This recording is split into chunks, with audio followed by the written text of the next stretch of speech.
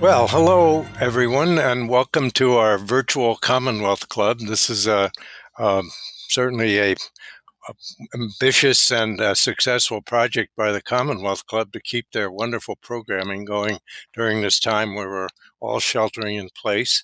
Um, Tonight, we're going to have a great conversation because we're lucky to have Joan Ryan, who many of you know as a very successful sports writer in the Bay Area, and also has written several very important books on sports and also on some other topics. So Joan and I are going to talk about her most recent book that you saw in the intro.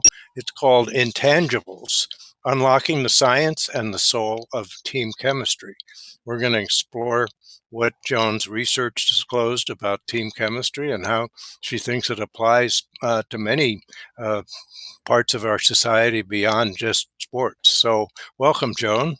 Thanks, Roy. It's great to be with you in any way that I can be. It's always a pleasure. Right, and we don't have to wear our masks, so we're We in don't. we're in good shape. Or pants if we Yeah, chose that's that too. true. I know. That's why I use a virtual background because it covers up those little issues. Um, Joan, this book is one I recommend to many people to read, not just because they may be sports fans and love to read about a lot of the situations you describe in this book, but I think it really goes much further in helping us understand a lot of our societal cultures about how we engage with each other, how we interact, how why we feel great around some people, why some people we just don't feel that comfortable with. And so that I think our audience tonight should, even though we're going to be mostly talking sports junkie kind of stuff, really recognize that this concept you're working on extrapolates into many fields of organizational psychology. So, what I'd like to do to give people a feeling for the book is actually ask you to start where the book starts, with the story that you tell about Mm, your parents and your father, particularly.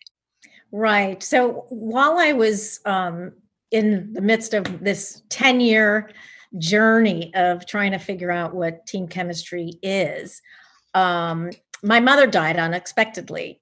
And she and my father had been married for about 55 years. And when she died, my father, he wasn't sick. He was close to 80 and he wasn't sick. And, but he had the usual, fumbling with the remote control or, whatever, those kinds of things Yeah, that I right, have now. I'm not even close to right. 80. But when she died, soon after that, within months, he started to deteriorate Mm, and he ate less, almost got to the point where he was eating nothing, and his shoulders were just like this, wire hanger, at the end of his neck. yeah.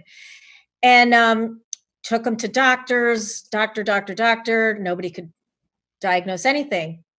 And 9 months after we buried my mother, my father died. And on the death certificate was failure to thrive. Wow. Mm, And I knew that term only in relation to, turn of the century, what we called these sterile orphanages in Europe, where in order to keep disease from spreading through the whole orphanage, they told the caretakers and nurses not to touch the babies except to change them and feed them. So after that, the result of that was that at some of these orphanages, 75% of the babies died, even though they were mm, getting cared for. And then 40 years later, an American doctor decided to figure out what was going on. So he looked back at all of that and he figured out, and it's been the experiments have been replicated and replicated and replicated, is that babies who are not touched, cooed over, spoken to, cuddled, their brains don't develop. mhm. So even the babies that survived had cognitive disabilities. So from that, when I read that and I was looking at my father's death certificate and that nothing was diagnosed, he just died. I ultimately found out that it's not uncommon Mm, that, people that have been married for such a long time, their bodies regulate each other, their brains regulate each other. And when we say, God, it was like losing a limb, mhm. it's even more than that. You can survive losing a limb. Sometimes we don't survive the death of a spouse. Yeah.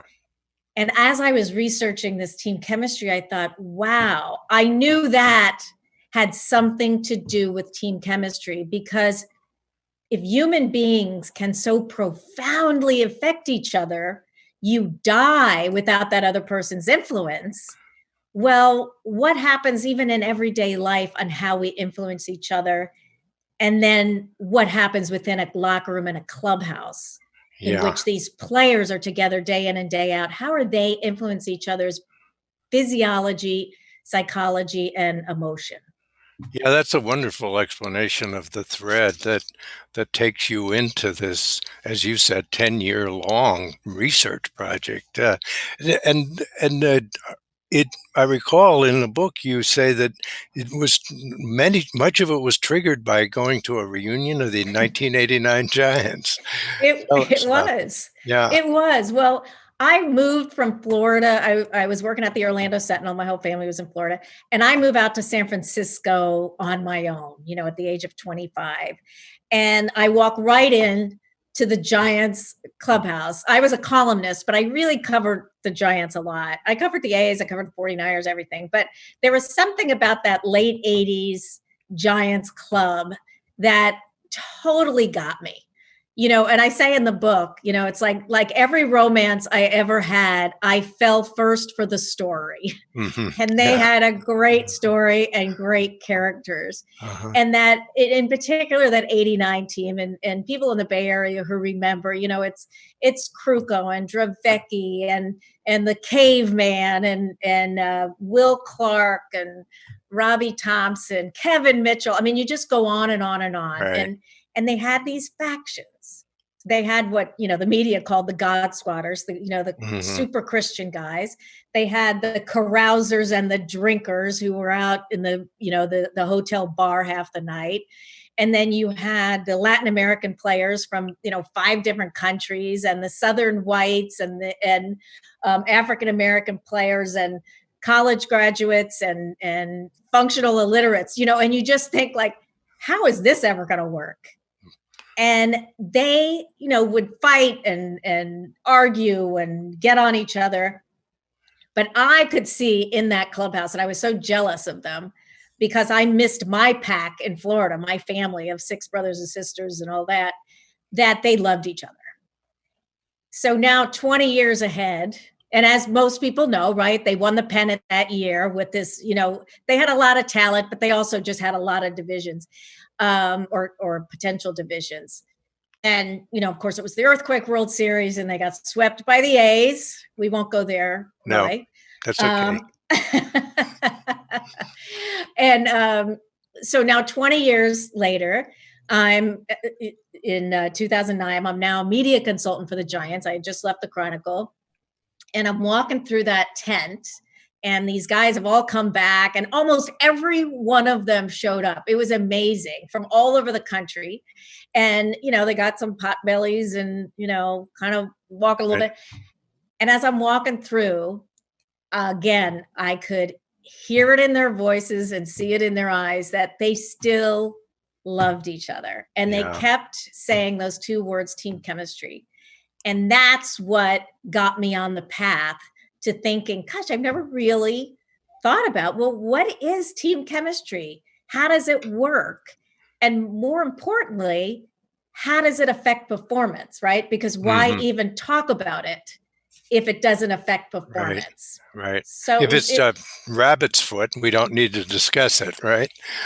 right. Yeah. It's like, there's something there. Yeah. And of course, we were right in the midst of Moneyball and all the analytics, and team Mhm. chemistry was kind of this old fashioned, sort of myth that, baseball has held on to for all these years, and analytics was going to sweep that away.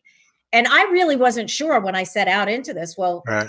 does it really exist? Mhm. And of Well, course, it does. it does. Well, before I read your book, and if you had asked me what team chemistry was, I'd probably say something like, well, it's a bunch of people on a sports team or in a group for whatever with a common mission who somehow get along well, and it seems like the whole is greater than the sum of the parts. A very non-scientific, subjective, anecdotal observation. Your book uh, tells us it actually is chemistry in a literal sense, right?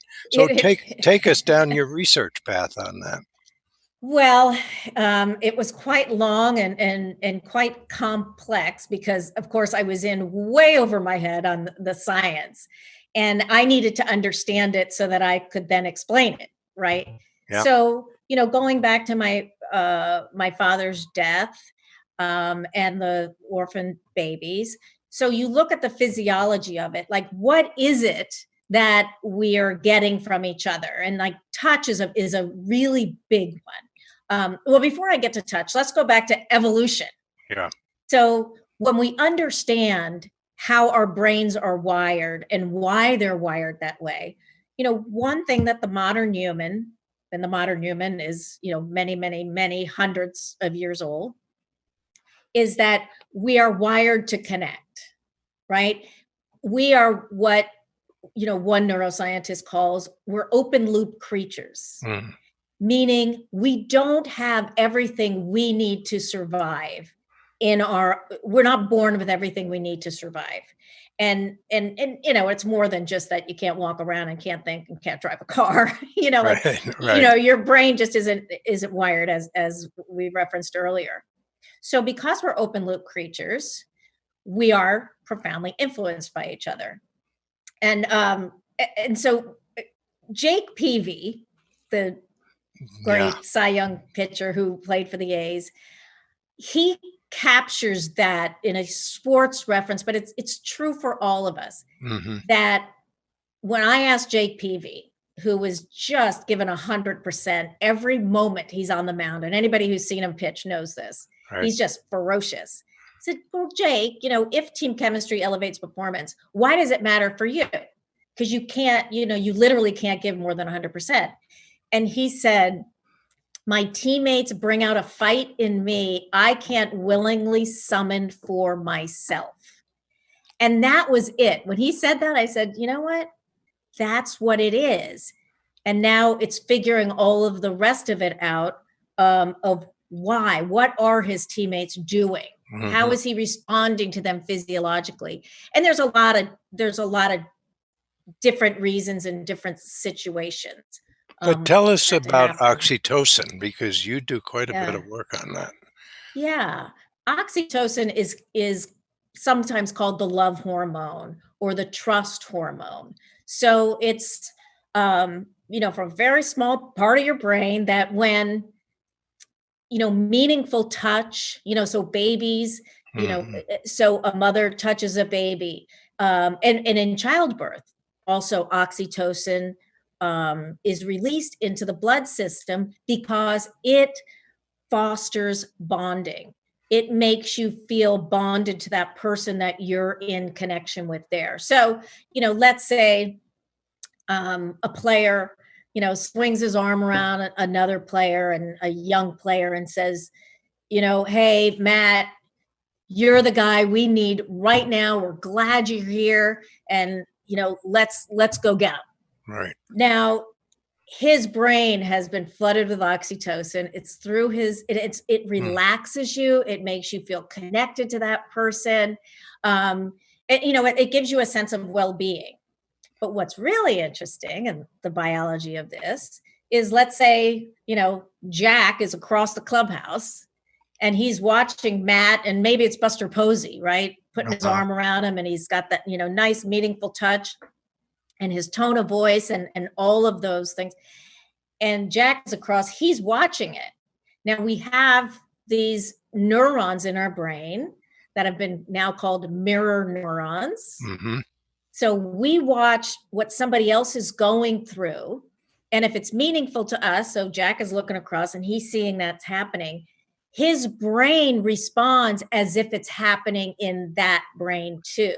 So his neurons are firing, and the parts of his brain that are feeling, quote, feeling that touch is like it's actually happening to him. So now Jack, just watching this, is feeling bonded as well because of the oxytocin that's being released in his body. So oxytocin is I think is, a huge part of team chemistry that, of course, you can't see it, you can't measure it, but we know it's that is what's going on in them, and bonding them in a way that just doesn't happen, because you have a drink together.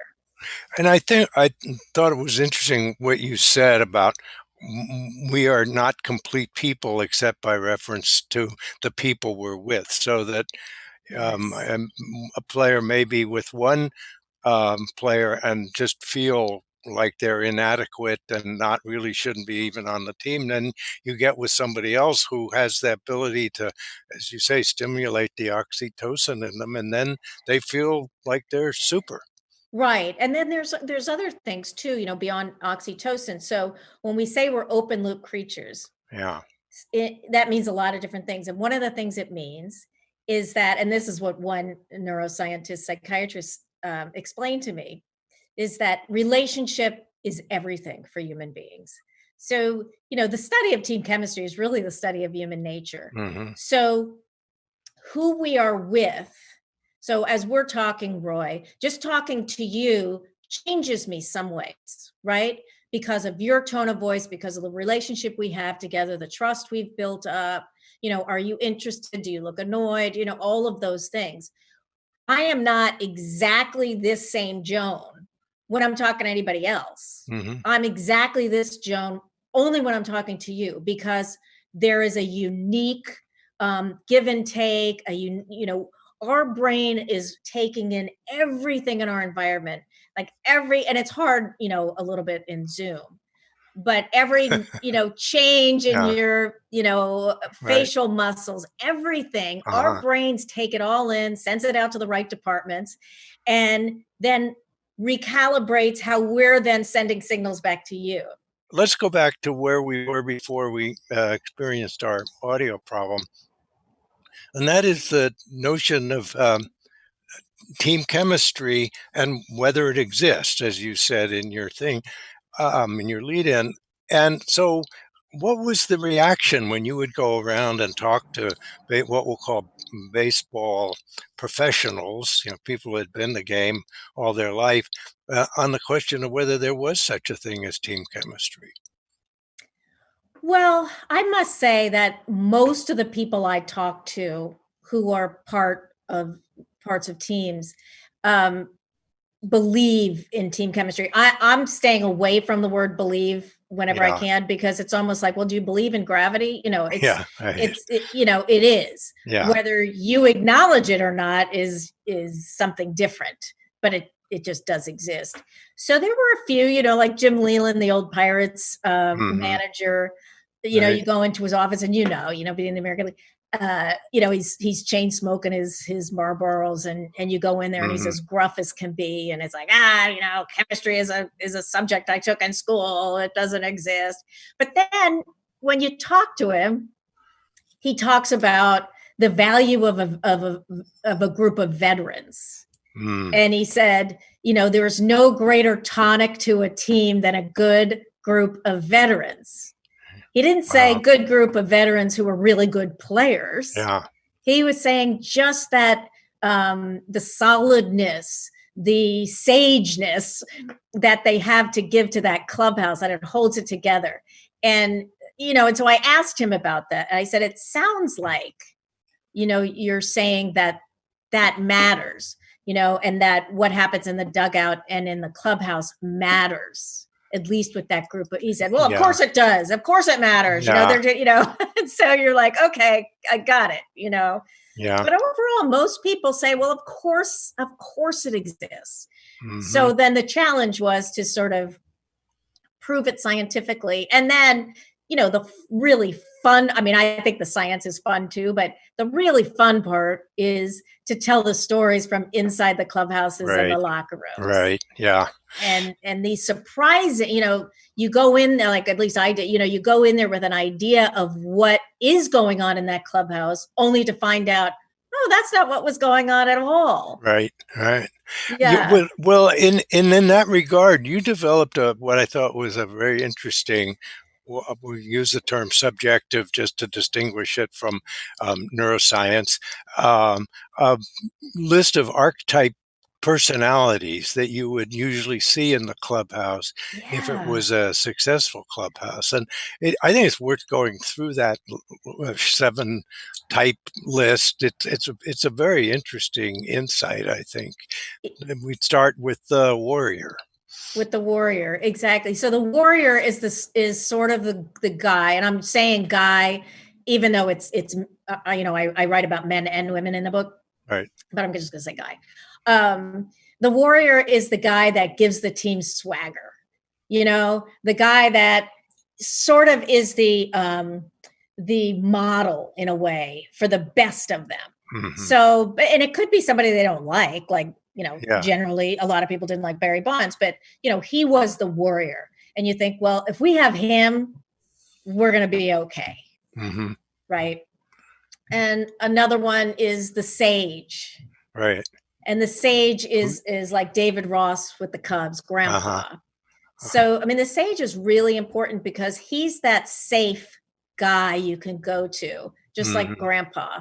They've seen it all, done it all. They're Yeah. really even. You can come in and put your arm around. It's like, dude, it's going to be fine. You know how many Mhm. times that has happened to everybody in this clubhouse? Yeah.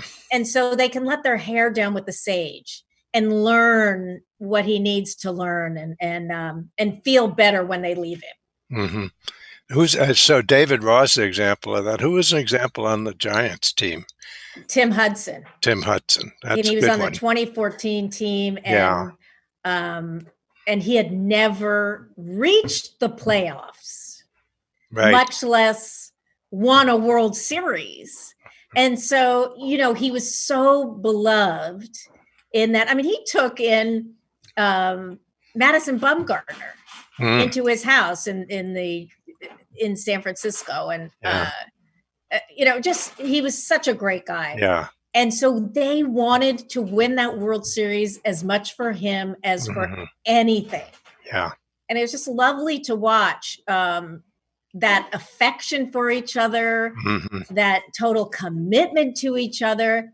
And Roy, you've seen that, with the A's, there's Sure. such a commitment Yeah. that it is like being on a battlefield, Uh-huh. that bond that they So develop. the kid. Oh, yeah. The kid. The kid, I sort of described the kid, the rookie coming in, and, they're just, they're exuding energy like a puppy, shaking off water. They're Yeah. just like, there's energy everywhere around the kid. And I joke, like now how the clubhouses are, with these kitchens and all these, that the kid will go in and say, oh my God, there's a cappuccino maker in the kitchen, just so excited about it. Yeah. And so everybody else in the clubhouse, especially if you've been around a few years, you're like, oh, that's right. That Mhm. it reminds them of themselves and when they loved the game. So they get a taste of that again, so Yeah. the kid lifts them up in that way. Right. Right. And hasn't gotten. He eventually becomes the sage, but right now he's just the kid. Yeah. And he's not jaded at all. He No. just can't do enough. Yeah. So now the buddy. How about the buddy? The buddy, I say, it's nobody eats alone. Uh-huh. Right? Because there are those guys that maybe just don't have the social skills, or they're a little timid, or they're like an orphan in there. Like maybe they're the only one from Colombia Mhm. there, or the only one from Japan, Yeah. or in today's Major League Baseball, at least, the only African American. Mhm.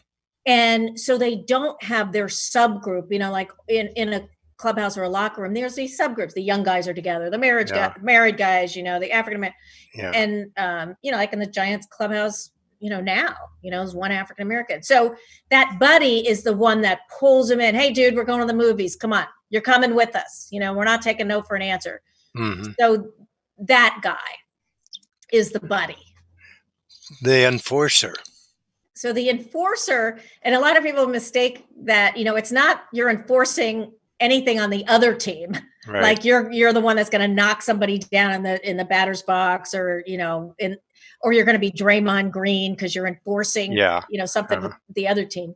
The enforcer is with your own team, Mhm. and you're the one who doesn't mind being disliked by saying stuff people don't want to hear. Mhm. And camaraderie can be a killer of a team, because nobody wants to rock the boat. Everybody just wants to be happy and get along. And that is a performance killer. Mhm. You need that enforcer to go in and say, dudes, yeah, you're all proud of yourselves. You think you're doing great. Yeah. This thing is going to catch up with us. And I noticed you didn't run out that, and Mhm. we don't do it like that here. Right. Yeah, that's important. That running It's out the ground ball to first base Yeah. that's a big, big deal. Yeah. So then we get the jester.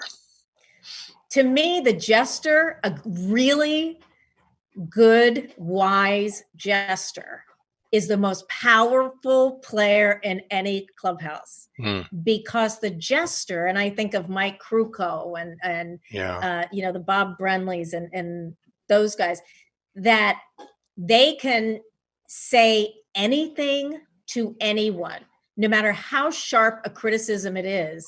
They can say it because it's wrapped in humor, so they can send the message, but it doesn't sting as much. So the player gets the message about not running out the ball, or maybe he's slacking off or looking at his phone when he shouldn't be looking at his phone in the clubhouse. So he sends the message, but the player doesn't feel humiliated or that he's no longer a part of the team. Yeah. It's like, you screwed up. You're still a part of us. We still love you, but you screwed up and you got to fix it. And it's done with humor. Done with humor. And also the jester can also break the tension, with one joke or one prank, or, and one example, and I even hate to bring up his name, but in 2010, when the Giants, won their first World Series in San Francisco, shockingly, a player named Aubrey Huff, who was so disliked, by all his teammates, almost everywhere else he's been, shows up at the Giants. And I won't go into the whole story, but he ended up being a team leader, and partly because he was a jester. But it was clubhouse funny. It wasn't like rest of the world funny. Yeah. There's clubhouse funny, and then the rest of the world funny. And probably wasn't printable also. Well, no, he walked through the clubhouse when they were under stress about something. And he was one of the few players that, still thought he was, playing in the 80s. He'd walk through even when the media was there, he'd walk through naked. It's like, nobody does that anymore. Yeah. And so he walked through and was looking for his toothbrush. I probably shouldn't tell this story on the Commonwealth Club. This is more for like a bookstore. But he walked through the clubhouse and he's asking his teammates, say, "Hey, anybody see my toothbrush? I can't find my toothbrush." Then he turned around and guess where it was? Yeah. We can all guess. Yeah, protruding. Yeah. But it's interesting that is perceived as funny. And it actually works. It's an interesting chemistry question in and of itself. It is. It's like so stupid that it works. They can't help but laugh at that. And it did break the tension. It worked. Yeah, it's a very interesting point about humor generally, is often it's so stupid. I mean, like, you think of some of Gene Wilder's movies and so forth, and a lot of the stuff is so stupid that you just have to laugh. I'm laughing just thinking about it, Exactly. But that is part of that chemistry of a clubhouse or of a workplace. It totally is. And Roy, you and I have talked over the years about the teasing, right?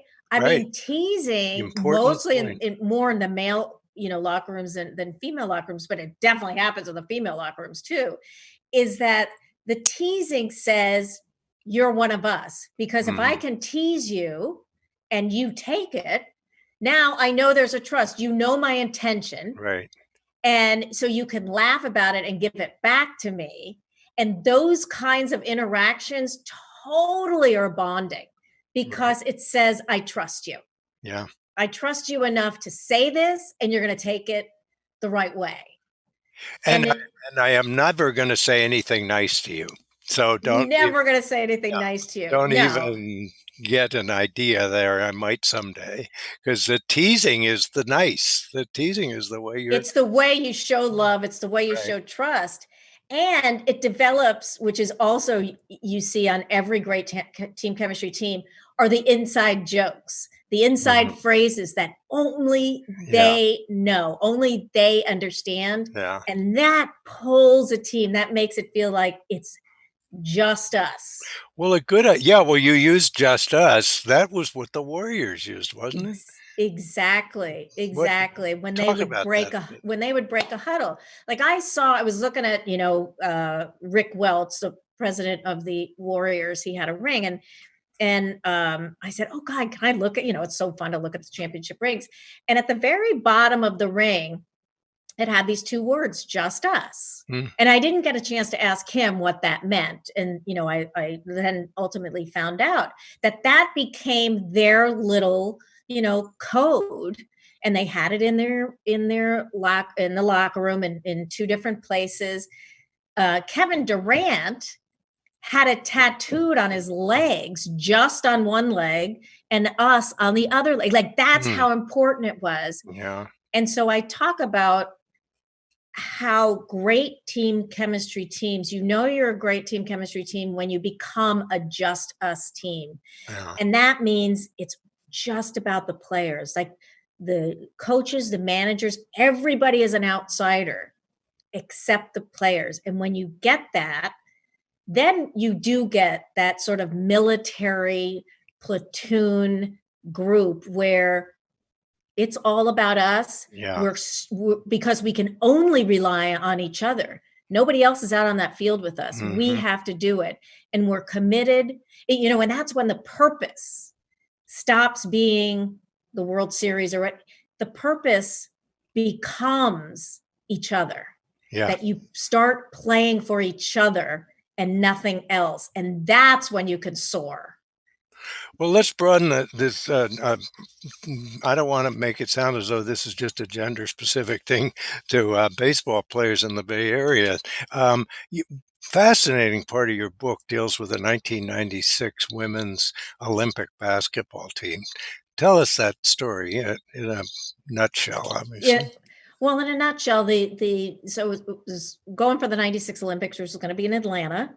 So in previous prior years to that, the women's international competition, the Americans did not do well.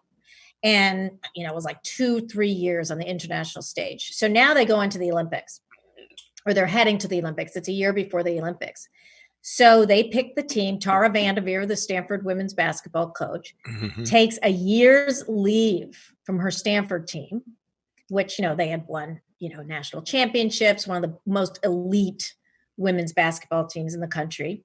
She takes a leave of a year. Every player on that team who mostly had turned pro, Rebecca Lobo was the only one that had just come out of college. They all took a year out of their lives to prepare for the Olympics.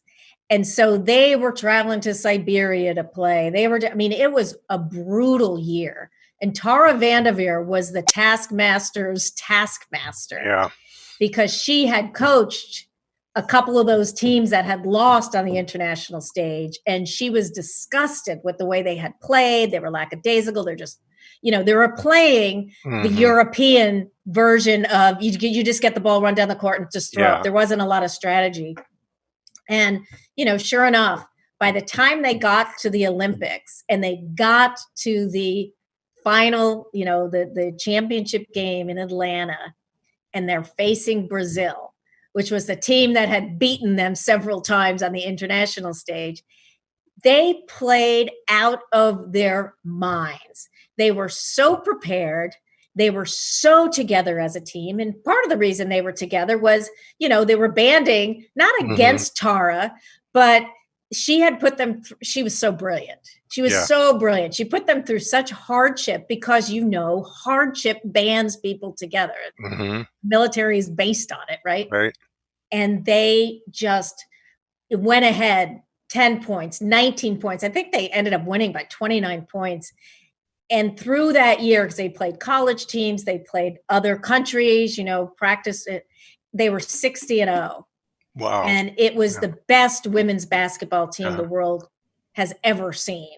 Another question we have from our audience while we're waiting for Joan to come back is teams in the Bay Area that have team chemistry, and I think it's very interesting question, and we certainly saw that materialize with the 49ers over the last several years. We saw the years with 49ers that were so lean, where they had trouble winning uh, 10 games a year.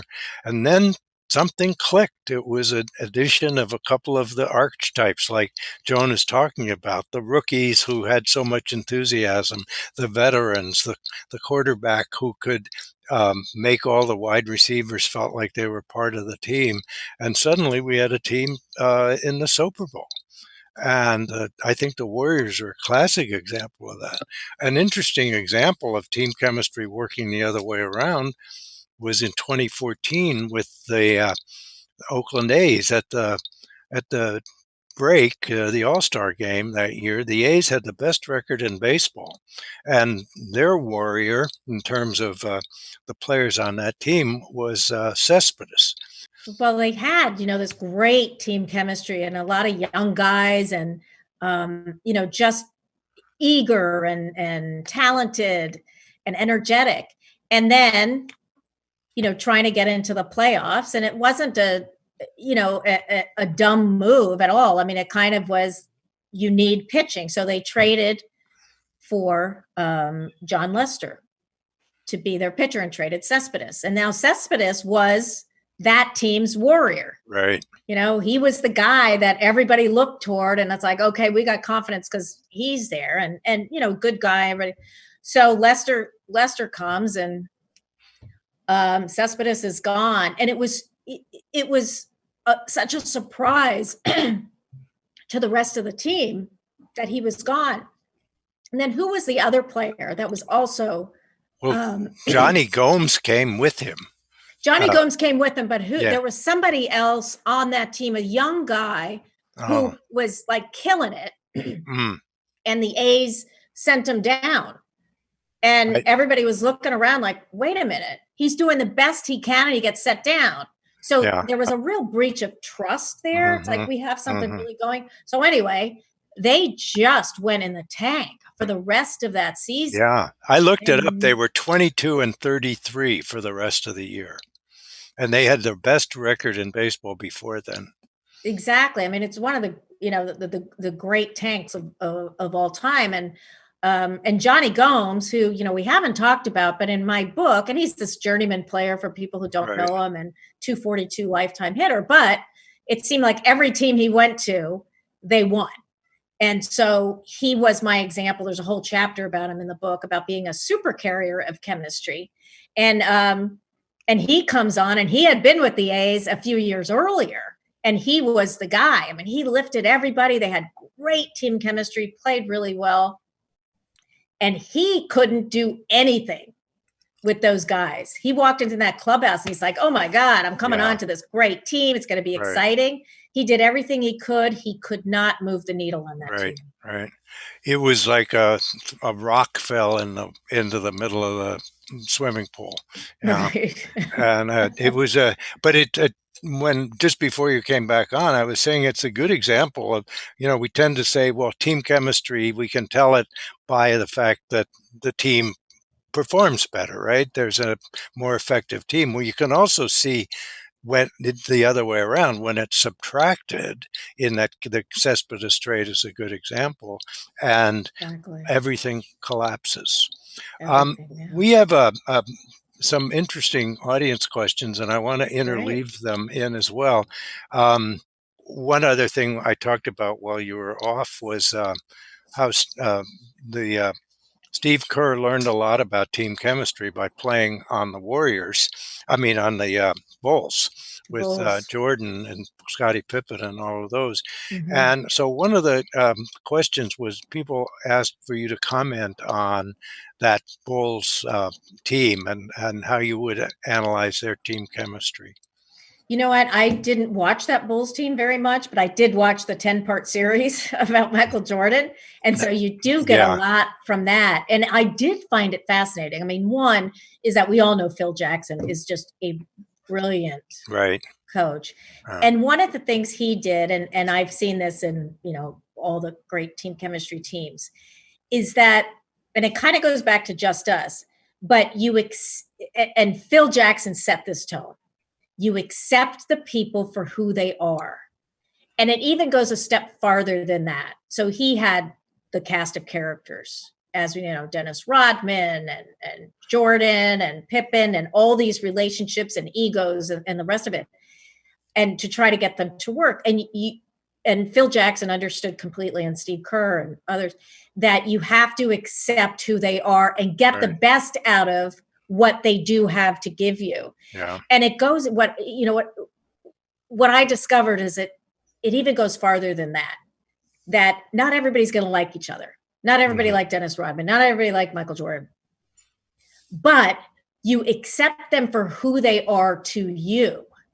So they may be not anybody you would like outside of that, but who that person is to the team is what you see and what you accept and totally embrace. Mhm. And that's a very nuanced thing to do, actually. Yes. Is that you're not judging them morally. You're not judging them for what they've done, outside, or they're cheating on their wife, whatever it is. But who is that person to us as a team?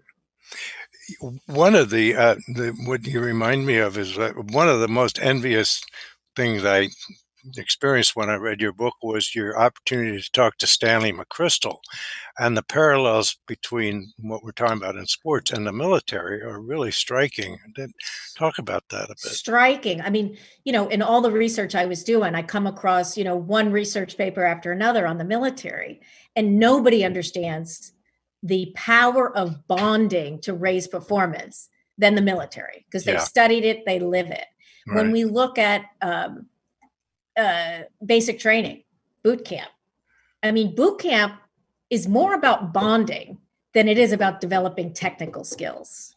And Stanley McChrystal talks about, he once, in the many jobs he had as he moved up the ranks, was overseeing SEAL teams. So, black ops. So in SEAL teams underwater training, every every they're not soldiers, are they? Are they in the Army SEAL The teams? No, they're Navy. in the Navy. Yeah. So, every guy had a swim buddy, and they had to stay together during the whole time they're together, many, many weeks. They had to stay together at all times. Like, they had to go into the dining room together. Mm, They had to go to the docks together. They had to go to the pools together. mm. And if you were caught without your swim buddy, somebody else in your Oh, company yeah. would be randomly punished Mhm. for you. That's That's that's the how important it yeah, was. and that the third party getting punished really makes it more effective. Yeah, It really does. yeah. And McChrystal says, without that bonding, the SEAL teams are just a bunch of fit, Hmm. fit. They don't call them soldiers. What do they call them? Bunch Well, of fit, military people. But yeah, he had a word for it. But he said they're not SEAL team if they're not bonded. And we know out in battle, right? You talk right. to any soldier who has been in battle, and they will tell you they're not fighting at that. They maybe have enlisted for God and country and Yeah, flag, but they're not fighting on the battlefield. They're not thinking about God and country. They're thinking about yeah, the guy next to them. yeah. And that love, and General McChrystal and I talked about that. I said, is that a form of love? And he said, of Mhm. course, love is at the heart of it. And he Yeah. said, there is nothing, it has to be so strong, that bond you have with that guy next to you, to make you continue moving forward into battle when you're under almost unbearable stress and perform at a very, very high level. That is a really profound bond that they have. And that's what happens in sports. You know, there's a version of that anyway Yeah. that happens in sports on a good team chemistry Right. team. It brings that love. Use of the term love sounds out of place, but when you come back to your oxytocin, it isn't out of place at all. Nope, not at all. There's some events going on in our society right now, which I think are interesting to discuss and apply some of the research you did too. Let's talk first about the protests that we're seeing with responding to the horrific criminal injustice events that have happened in the past 3 or 4 weeks. Of course, there's a long history to them, but as I had read your book and I'm sitting watching these protesters on television, I'm actually thinking, that's a lot. I see a lot of what Joan's talking about there. They were acting for a larger cause, and there was an interconnection between them. They're supportive of each other.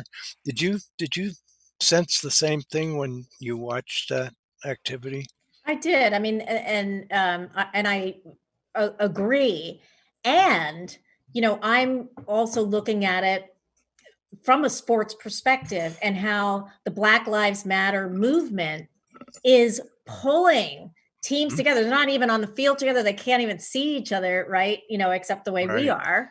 Right. And how it's pulling them together. And I came across that viral video. I don't know if how many people have seen that, with Kristen Williams. She's a junior at University of Connecticut. And it's really powerful. And when she was asked about it later, and I even wrote it down because I think it really captures a lot. She said that her white teammates, really didn't understand her life. It wouldn't come up. These are very difficult conversations to have. It's a bit of a minefield on both sides. And she said that they all got on Zoom, and they really talked to each other and listened to each other really for the first time. And she said that there was a deeper level of trust. And she said, this will build our team camaraderie and team chemistry just from this alone, these very open conversations. He said, I know if a teammate has my back in real life, she'll have my back on the court. And it is that, and in Major League Baseball, the African-American players coming together to do that video that was just released yesterday. Yeah. And I talked to one of those players today, Jalen Davis, who's on the Giants.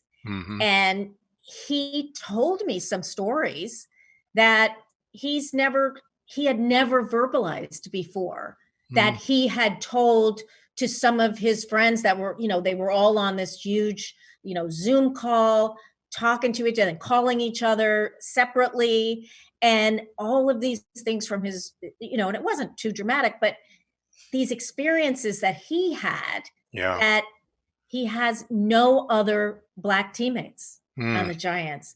So who is he going to tell if he felt the need to tell? Do his teammates really understand his experience? Yeah. Who would be his sage? Who would be his sage? Exactly. And it was interesting. So we're actually going to write a blog together about it, to just say this, I know it doesn't look, because he's so quiet, and so out on the field, all we know them as, right, are baseball players. They're wearing a uniform. They're giant, or they're this is their wins above replacement value. Yeah. Right. And then you say, wow, this is your day-to-day experience, that, being a white person, as like woke as we want to be, you can't be. No. There's no way. Yeah. And so to just, really listen to what these experiences are is really, really profound and certainly humbling. Listen is such a key word in that because I think that's one of the things that's being changed by the sincerity and the unanimity of these protests is we are all listening. Not all, but more than before are listening. In fact, one of the um, things I've noticed, in times like this, you kind of look around our country and say, okay, who are the people who are articulating the issues for us? Who are our sages? Who are the people who are helping us understand what's going on? And I have to say, there's a relative vacuum, I think, coming out of what we'll call traditional leadership. But I think it's amazing that the leadership that's coming out of professional and college athletes. Have you Ex- noticed that? Oh, totally, totally. I mean, and we've, I think we've talked about this before, Roy, is that this younger generation is so impressive. Hmm. They have so much clarity about their principles than most of us had at that Right, age. And, and that's intersecting with the moment, right. right? I mean, they're creating the moment, but there is a moment in which and a lot of the Black athletes and coaches who I've talked to over the last couple of weeks, they're so, especially like, guys like Dusty Baker, who were part of the 1960s, right? Yeah, And he said the difference is, and it like brought tears to his eyes, the difference is all the white people that are marching side by side with us. yeah. And that didn't happen then. And that gives, he said, I have so much hope because of this generation, Hmm. and a lot of the people that are marching, white and Black alike are, Yeah. young. They're young and they're just like, this has to happen. There's no more patience. There's no more waiting for this. Because the easy stereotype is the shut up and dribble response, right? When Totally. somebody other than a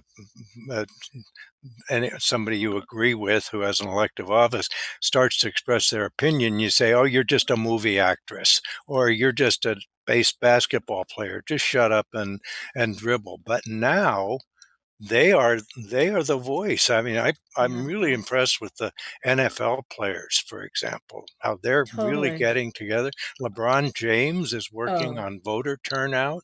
hmm. Um, I mean, I Steph could go Curry. on and Steph on. Curry is Steph out Curry, front. yeah, Yeah, no, I mean it's so impressive. It's just so impressive, and it is, that's what we love about movement. A movement is a lot of people coming together, of a similar mind and driven by an urgency that this has to happen, and it's a horrible reason what's driving right, it. And we've seen it before, and then it's dissolved right. and very little changes. But I think this will change. You know what?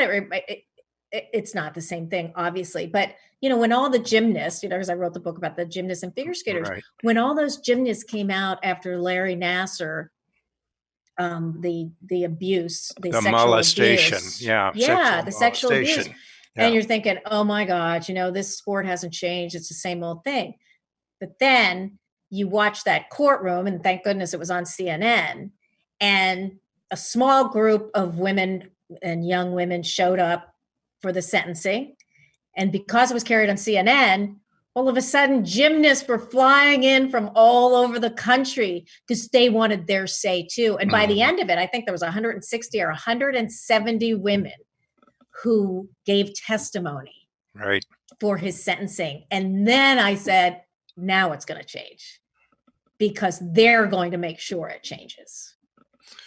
Yes, and the sanctions against some of the people at the university administration level helped with that as well. The whole concept of change is an interesting one.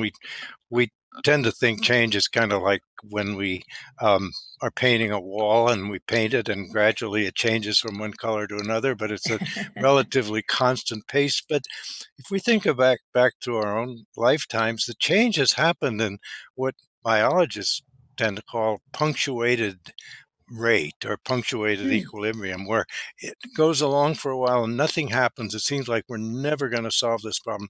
Then all of a sudden, something happens, as I think we're going through right now, that precipitates this buildup like a Mhm. dam bursts. Mhm. And I think Dusty Baker's observations about the fact that you look at who is in those crowds, it's not just African Americans who Mhm. are protesting. It's all of us. We're all Americans, Yeah, it's right? We're Americans, American right? citizens, and this is, Yeah, such a blight on American history. It's a blight on American present, all of it. And as citizens, yeah, gosh, give yeah. us, it's an So, opportunity to stand up and make change. but tying this back to your book, it's almost like chemistry at a distance, that Yeah, we don't have to be in the clubhouse. With right. our world, the virtual world now, I can be watching the demonstration in DC or Yeah. the demonstration in Austin, Mhm. Texas, or whatever, and I'm getting that same rush of Mm. oxytocin from that visualization of people expressing themselves. Right. And So, then participating how we can, right? yeah, So who am I going to donate to? right. What phone calls am I going to make? How am I going to Mhm. get, so and so out of office Right. so that better policies can go in? What are we going to do about the police department? But, police reform. There's so many ways that we can contribute, because we're the Yeah. old folks. We don't want to be in those Right. protests. We're Yeah. going to come down with some Yeah. sickness, but COVID, okay. yeah. Right. We're So in that how can we vulnerable march? population. Yeah. Yeah. How can we Yeah. march without marching? Yeah. And that's where I think your theories, quantum physics has some theories about how um, uh, the mechanics of elements acting at a distance. And I think it's the same with team chemistry. Yeah. We can Interesting. pick a lot of this up by the great things, I think, my opinion, that are going on right now. Well, Joan, I would love to keep going. I wish that we could just open up a glass of wine and keep moving. But I'd like to ask you to kind of tie this together because you started with the question whether is there team chemistry, right? And you went through a lot of research. And at the end of your book, you kind of summarize your analysis of all that. So maybe that would be a good way to tie everything together. Oh, you're testing me here. That's a big question, Roy.